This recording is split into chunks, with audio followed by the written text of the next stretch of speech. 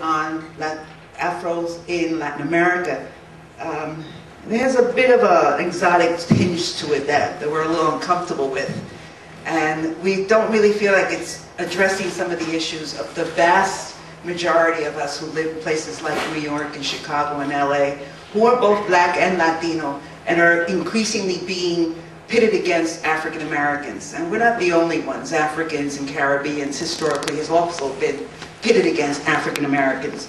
So we decided that we needed to do something to address that and make it clear that that's not where we're at, that within the Latino community there is an incredible amount of racism that we need to deal with, and that we are not going to be in conflict with African Americans. In fact, that's where most of us have found our home. So we started the group. We're in the very early stages. This particular activity is a fundraiser. We're in the process of incorporating, and even that takes money. And we're also in the process of looking for big monies to do a lot of the projects that we have in mind. So if any of you have deep pockets or know someone who does, just come up to me and I'll be happy to take all the information down. Tonight's activity is dedicated specifically to Afrolatinas. You'll see some photographs there. These photographs are, the reason why we're focusing on Afrolatinas today is because there's a tendency, like in most of our cultures, to forget about the women.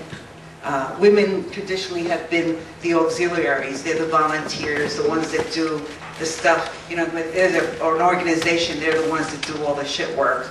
And they are not usually seen as a very separate and particular group that has their own needs and their own ideas about how to meet their needs.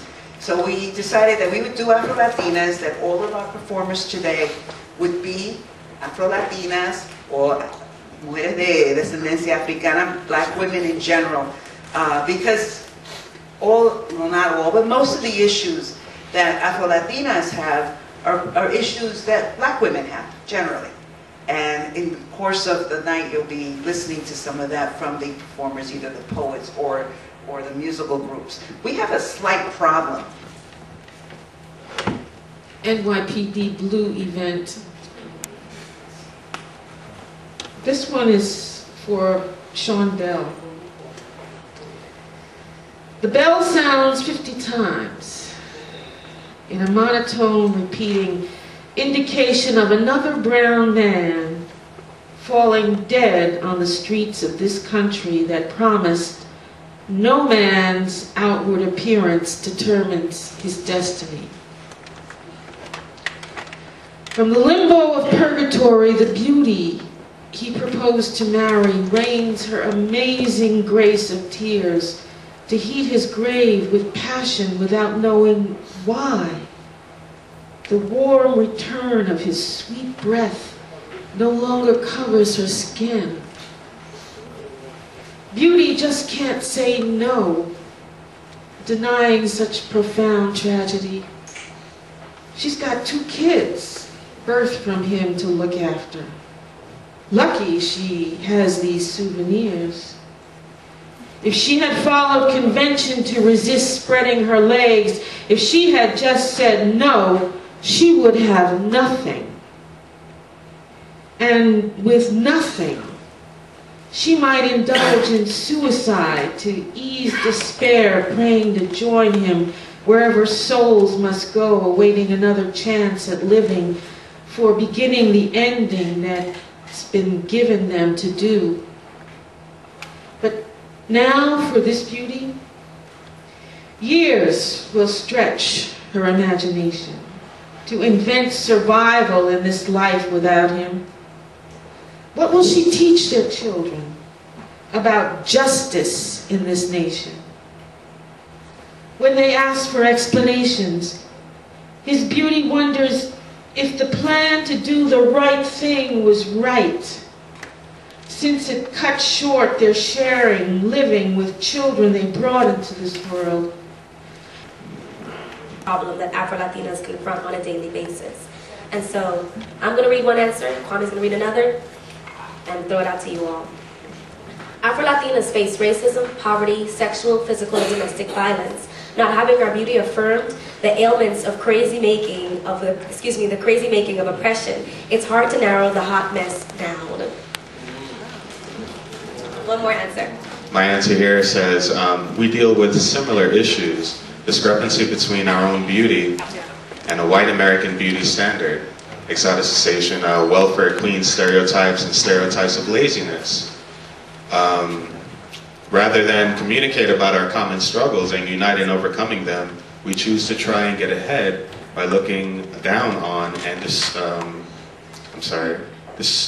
distracting from ourselves the people most similar to ourselves. In other words, each other. So take that. To what Miguel Agarin said, that when it comes to the issue of sexual violence, physical violence, domestic violence, we have to examine that within the context of black-on-black violence. And when we are abused and harmed, oftentimes it is our own men that look just like us, sometimes men in our own families. And you know, we need to, as painful as it is, wake up to that reality and speak on that reality. And I'm getting emotional now, but I have a poem that I wrote a long time ago called Sister Can You Kill, that was inspired by Ntozake Shange's poem, not Ntozake Shange, Nikki Giovanni's poem, Nigga Can You Kill. And, you know, sister, can you kill a man? Can you look into another brown face and kill? And I don't remember the poem, but basically, you know, yes, you know, without hesitation I can, because this is my life. And we have to look at, with fighting racism, but also understanding that we need to fight sexism and misogyny at the same time, and we need to call our men out on their shit. Is a combination of freestyle, stream thoughts, and random ramblings of my mind. So please bear with me. All right, to be a woman, to be Boricua, to be black, to be a Nuyorican, to be a black, Boricua, Nuyorican woman who doesn't speak Spanish very well. To be simultaneously rejected and accepted by two communities, the glory and the shame, the pride and the pain of being unrecognized in a room where I recognize everybody. I look like them, they look like me, everybody looks like everybody, but nobody recognizes me. It's like reverse amnesia that renders me invisible. Black people have told me that I am not black. Puerto Ricans have told me that I'm not Puerto Rican because I was born here. But wait, I eat rice and beans every day of my life. I listen to Mommy play salsa all day on Sundays. I watched Abuela make pasteles at Christmas. And I went to a parade with everybody else every single year to wave my flag. And I've been told that I certainly don't look Puerto Rican. But only other Puerto Ricans tell me that. I've looked in the mirror and thought, well, what do they mean? What do they mean? When obviously this is what Puerto Rican looks like. It's the only thing I am, and it's the only thing I've ever been. Yo soy Boricua, de Boricua, de Boricua, de Boricua, de Boricua. All the way from Africa, by way of the Bronx. And when I started telling people years ago, that I was a black Puerto Rican, nobody understood that. Oh, well, which one of your parents is black? Oh, both of them. Both of them. How can both of your parents be black if you're a black Puerto Rican? Oh, well, that's easy. Both of my parents are black, and both of my parents are Puerto Rican. What? You figure it out. But I was a little girl who wished I was lighter, hair straighter, and jealous of cousins who got treated better. I grew into a girl who wished I was darker, wished my hair was nappier, wished that there was no question at all, I'm black. But I didn't speak Spanish. And that made it all the more complicated. So much more complicated because I wasn't black, I wasn't Puerto Rican, and then they have those boxes that say you have to check off Hispanic, non-black. black, non-Hispanic. What?